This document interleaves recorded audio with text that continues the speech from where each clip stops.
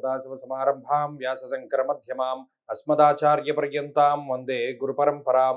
జ్యోతిష్ శాస్త్రాన్ని భావితరాల వారికి ప్రసాదించిన ఋషుల యొక్క పాదపద్మాలకి నమస్కారం చేసుకుంటూ, అలాగే నాకు ఈ జ్యోతిష విద్యను నేర్పిన గురువర్యులు జ్యోతిష బ్రహ్మ కీర్తిశేషులు శ్రీ ఈరంకి సూర్యనారాయణమూర్తి గారు, సూర్యశ్రీ దైవజ్ఞ గారి యొక్క పాదపద్మాలకి నమస్కారం చేసుకుంటూ, ఓం శ్రీ మహాగణాధిపతి నమః, శ్రీ గురుభ్యో నమః, హరి ఓం. వీక్షకులందరికీ నమస్కారం. మిథున రాశి వారికి ఈ వారం మిశ్రమమైనటువంటి గ్రహస్థితి గోచరిస్తూ ఉన్నది.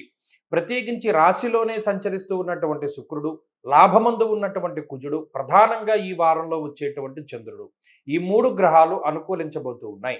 గోచార పరంగా జన్మగురుని యొక్క స్థితి తొలగిపోయేటువంటి వారం ఈ వారం.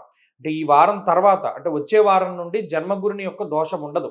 కాబట్టి ఈ వారంలో కొంత తేలికపాటి పరిస్థితులే గోచరిస్తూ ఉంటాయి. అంటే ఏదైనా కొంత బర్డెన్, అంటే ఏదైనా ఒత్తిడి లాంటిది తగ్గుతూ ఉండడమో, అమ్మయ్య ఈ పని ముందుకు సాగుతూ ఉన్నది, లేదా మనకు వచ్చేటువంటి ప్రమోషన్లు రాబోతూ ఉన్నాయి, లేదా వచ్చేటువంటి ఉద్యోగానికి ఏదైనా కాల్ లెటరో లేకపోతే ఇంకోటి ఆఫర్ లెటరో రిలీజ్ అవ్వబోతూ ఉన్నది, వచ్చింది, వచ్చే వారం జాయిన్ అవ్వాలి.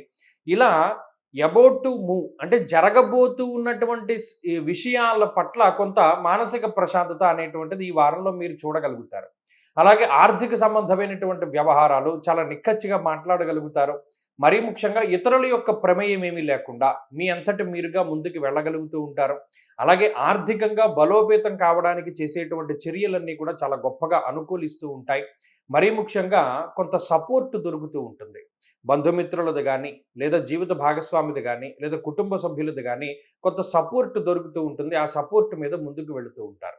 ఇక్కడ 12వ స్థానమందు రవి బుధుల యొక్క సంచారము కొన్ని సందర్భాలలో అనవసరమైన చోట మనం డబ్బు ఖర్చు పెట్టామా అనేటువంటి భావనను కలగజేస్తుంది.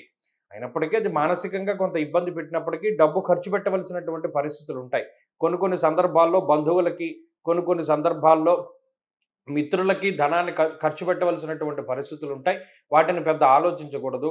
ఆ సమయానుకూలంగా ముందుకు వెళుతూ ఉండాలి. అలాగే ఉద్యోగపరంగా స్థాన మార్పు కోసం ప్రయత్నం చేసేటువంటి వారు, వ్యాపార విస్తరణ కోసం వేరే ప్రాంతాలను వెతుక్కుంటూ ఉండేటువంటి వాళ్ళకి ఈ వారం గ్రహస్థితి చాలా అనుకూలంగా ఉంటుంది.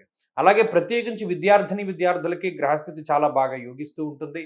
స్త్రీలకి మరీ ముఖ్యంగా ఈ వారం ఉద్యోగం సంపాదించుకోవడానికి, లేదా ఆల్రెడీ ఉద్యోగం చేస్తుండేటువంటి వాళ్ళకి అందులో ఏమైనా సమస్యలు ఉంటే అవి తొలగిపోవడానికి గ్రహస్థితి అవకాశాన్ని కల్పిస్తూ ఉంటుంది.